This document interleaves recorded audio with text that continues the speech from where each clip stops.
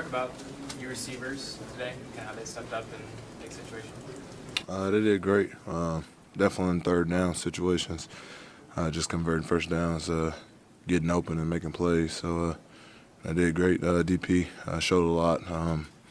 Brandon made some key plays. Stan made some great plays that we kind of emphasized throughout the week of winning your one-on-one. So they did a great job of making those plays. Heading into next week, obviously big game in Wisconsin.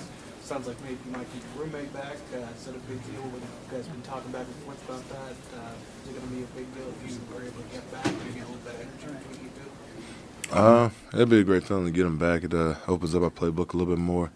Having guys in the right positions and things like that. We kind of made sure that all the receivers knew which how to run each position. Get familiar with each position, knowing how to line up and things like that.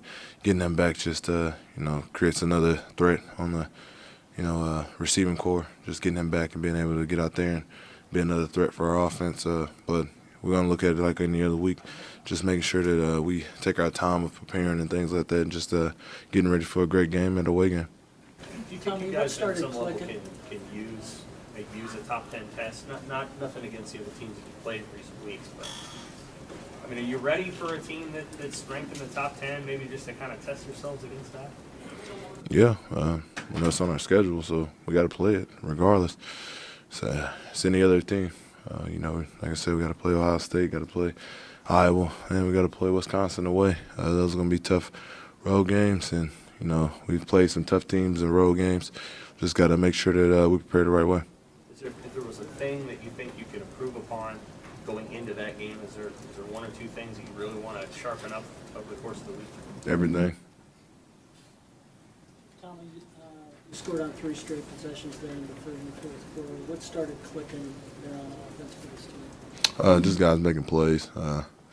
Converting on third down, getting the first down, things like that. Just getting a push up front, and Terrell was running hard and running physical.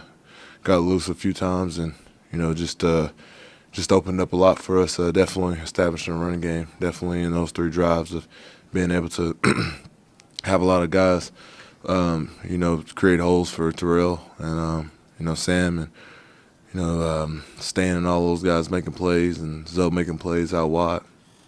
Hey, Tommy, at halftime you're down 4 and kind of didn't go into half the way you wanted to, but what was the mood in the locker room? Don't panic, I assume. And what was said to kind of have you guys regroup and keep calm? We're good. We just went into halftime just saying that we just got to finish. We left a lot of points off the board, and on the board, and we found ourselves just not scoring at times. We killed ourselves here and there. Definitely throwing that pick, marching down the field, putting the ball on my receivers on the right time. Being on the right level with those guys, just being able to give them a catchable ball and things like that, and running hard, and just after we got that first touchdown of knowing exactly what we needed to do to just march down, defense got us to stop, and we just kept trying to move forward from there. How nice was it to see DeMaurier have the next game today? This is the game last year when he got injured. How nice was it to see him come out and catch a touchdown? All right, well, it was nice. Like I said before, those guys stepped up big time, made plays, and when their number was called, they responded. And I know Coach Dub is teaching them right and making sure that they're prepared. Like I said before, those guys are switching in from different positions, and they just got to make plays, and they did that. You hit Sam Cotton for a few key throws today. How has your chemistry grown with him, especially in Stephen's absence? It's grown a lot. I've honestly thrown with all 3 not receivers, but tight ends, Trey, Sam, and Sethan a lot, definitely.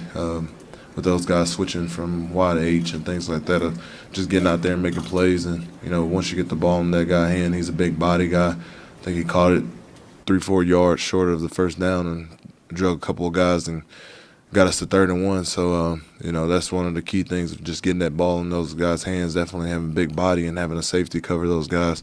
It was kind of a great thing to just get the ball in his hands on time and just making him make moves and get those guys moving up front.